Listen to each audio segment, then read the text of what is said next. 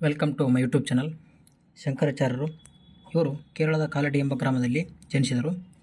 ಪ್ರತಿಭಾವಂತ ಇವರು 8ರ ವಯಸ್ಸಿನಲ್ಲಿಯೇ 4 ವೇದಗಳನ್ನು ಅರಿತರು. ತಂದೆ ಶಿವಗುರು, ತಾಯಿ ಆರ್ಯಾಂಬ.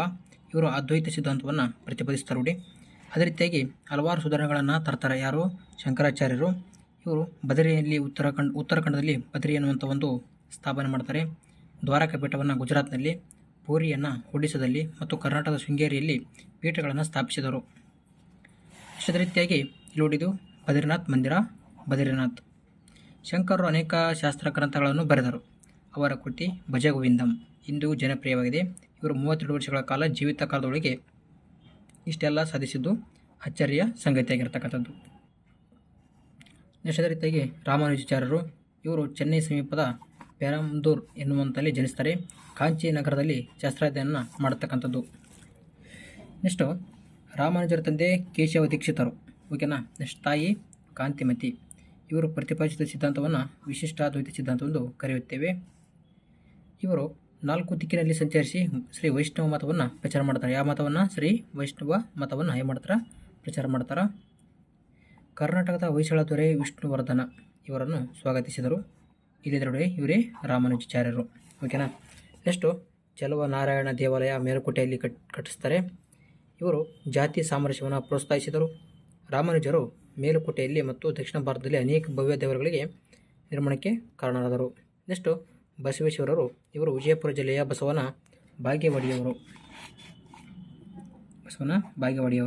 ಇವರು ಬಾಲ್ಯದಲ್ಲಿ ಉಪನಯನ ಸಂಸ್ಕಾರದ ಬದಲು ಲಿಂಗ ದೀಕ್ಷೆಯನ್ನು ಪಡೆದರು. ಇವರು ವಿದ್ಯಾಭ್ಯಾಸ ಕೂಡಲ ಸಂಗಮದಲ್ಲಾಯಿತು. ಬಸವೇಶ್ವರರ ತಂದೆ ಮಾದರಸ, ತಾಯಿ ಮಾದಲಾಂಬಿಕೆ. ಬಸವನ ಬಾಗೇವಾಡಿ ಅಗ್ರಹಾರದ ಶೈವ ಬ್ರಾಹ್ಮಣರಾಗಿದ್ದರು. ಬಸವ ತತ್ವವನ್ನು ಶಕ್ತಿ ವಿಶಿಷ್ಟಾದ್ವೈತ ಎನ್ನುವಂಥ ಸಿದ್ಧಾಂತವನ್ನು ಬಸವಣ್ಣನವರು ಏನು ಮಾಡ್ತಾರೆ? ಹೊರಡಿಸ್ತಕ್ಕಂಥದ್ದು. ಕಲ್ಯಾಣದಿಂದ ಆಳ್ವಿಕೆ ನಡೆಸುತ್ತಿದ್ದ ಕಲಚುರಿ ವಂಶದ ಬಿಜ್ಜಳ ಬಸವೇಶ್ವರರು ಭಂಡಾರದ ಅಧಿಕಾರಿಯಾಗಿ ಕಲ್ಯಾಣದಲ್ಲಿ ಬಸವಣ್ಣನವರು ಕ್ರಾಂತಿ ಚಿಂತನೆಗಳನ್ನು ಪ್ರಚಾರ ಮಾಡಲು ಆರಂಭಿಸಿದರು. ಅದೇ ರೀತಿಯಾಗಿ ಇವರು ಕೂಡಲ ಸಂಗಮದಲ್ಲಿ ಏನು ಮಾಡ್ತಾರೆ? ಐಕ್ಯರಾಗ್ತಾರೆ ನೋಡಿ. ಇವರು ಬಸವೇಶ್ವರರು ನೋಡಿ. ನೆಕ್ಸ್ಟು ಕಾಯಕವೇ ಕೈಲಾಸ ಎನ್ನುವಂಥವರ ಮುಖ್ಯ ಬೋಧನೆಗಳಲ್ಲಿ ಒಂದಾಗಿದೆ. ನೆಕ್ಸ್ಟು ಕಾಯಕವೆಂದರೆ ಭಕ್ತಿಯಿಂದ ಮಾಡುವ ದುಡಿಮೆ. ಕಾಯಕ್ಕಿಂತ ಬಂದ ಫಲವನ್ನು ಸಮಾನವಾಗಿ ಸ್ವೀಕರಿಸುವುದೇ ದಾಸೋಹ. ಬಸವಣ್ಣನ ಗುರಿ ಜನರಲ್ಲಿ ದುಡಿಮೆಯ ಸಂಸ್ಕೃತಿಯನ್ನು ಬೆಳೆಸುವುದಾಗಿತ್ತು. ಬಸವಣ್ಣನವರು ಜಾತೀಯತೆ, ಮೂರ್ತಿ ಪೂಜೆ, ಯಜ್ಞಾದಿಗಳನ್ನು ಖಂಡಿಸಿದರು. ದೇಹವೇ ದೇಗುಲ ಎಂದರು. ಹೆಣ್ಣು ತಾಯಿ ಅವಳೇ ಸರ್ವಸ್ವ ಅಂತ ಹೇಳ್ತಾರೆ. ನೆಕ್ಸ್ಟು ಅನುಭವ ಮಂಟಪವನ್ನೇ ಮಾಡ್ತಾರೆ, ಸ್ಥಾಪನೆ ಮಾಡ್ತಾರೆ ಬಸವ ಕಲ್ಯಾಣದಲ್ಲಿ. ನೆಕ್ಸ್ಟು ಅವರು ಹಲವಾರು ವಚನಗಳನ್ನು ಸಂಗ್ರಹಣ ಮಾಡ್ತಾರೆ. ಅದಕ್ಕೆ ಕೂಡಲ ಸಂಗಮ ದೇವ ಎನ್ನುವಂಥ ಅಂಕಿತ ನಾಮವನ್ನು ಕೊನೆಗೊಳ್ಳತಕ್ಕಂಥದ್ದು. ಇನ್ನು ವಚನ ಒಂದು ವಿಶಿಷ್ಟ ಸಾಹಿತ್ಯದ ಪ್ರಕಾರವಾಗಿದೆ. ಇನ್ನು ಇನ್ನಿತರ ವಚನಗಾರರು ನೋಡೋದಾದರೆ ಜಿ.ಡಿ. ದಾಸಿಮಯ್ಯ, ಅಲ್ಲಮ ಪ್ರಭು, ಚನ್ನಬಸವಣ್ಣ, ಅಕ್ಕಮಹಾದೇವಿ ಮುಂತಾದವರು ವಚನಕಾರರು.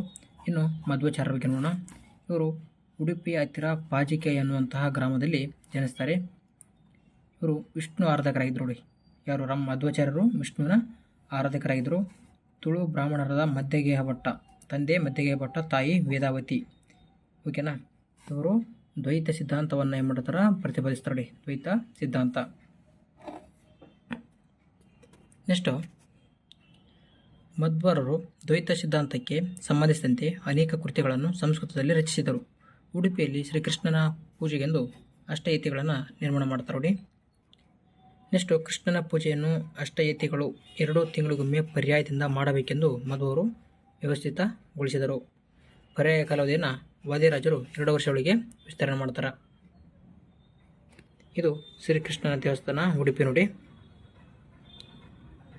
ಕರ್ನಾಟಕ, ಆಂಧ್ರ, ತಮಿಳುನಾಡು ಮತ್ತು ಮಹಾರಾಷ್ಟ್ರಗಳಲ್ಲಿ ಮಧ್ವಾಚಾರ್ಯರ ಉಪದೇಶಗಳು ಪ್ರಭಾವಿತವಾಗಿದ್ದವು. ನೆಕ್ಸ್ಟು ಚೈತನ್ಯರು ಇವರು ಪಶ್ಚಿಮ ಬಂಗಾಳದಲ್ಲಿ ಜನನವನ್ನು ಮಾಡ್ತಾರೆ ನೋಡಿ. ಇವರು ಮುಕ್ತಿಗೆ ಭಕ್ತಿಯೊಂದೇ ದಾರಿ ಅಂತ ಹೇಳ್ತಾರೆ. ಇವರು ಪ್ರೇಮ, ಸಹೋದರ ಭಾವ, ದಾನಶೀಲತೆ ಇವು ಚೈತನ್ಯರ ಬೋಧನೆಯ ತಿರುಳು. ನೆಕ್ಸ್ಟ್ ಗುರುನಾನಕ್ ಇವರು ಸಿಖ್ ಪಂಥದ ಸ್ಥಾಪಕರು. ಪಾಕಿಸ್ತಾನದಲ್ಲಿರುವ ಪಂಜಾಬಿನ ಇಲ್ಲಿ ಇವರು ಜನಿಸ್ತಾರೆ. ಹಿಂದೂ ಮತ್ತು ಮುಸ್ಲಿಂ ಮತಗಳ ಸಮಾನ ಅಂಶಗಳನ್ನು ಒತ್ತಿ ಹೇಳಿದರು. ಇವರ ಗ್ರಂಥ ಗುರು ಗ್ರಂಥ ಸಾಹಿಬ್ ಎನ್ನುವಂಥ ಪವಿತ್ರ ಗ್ರಂಥ ಇದೆ ನೋಡಿ.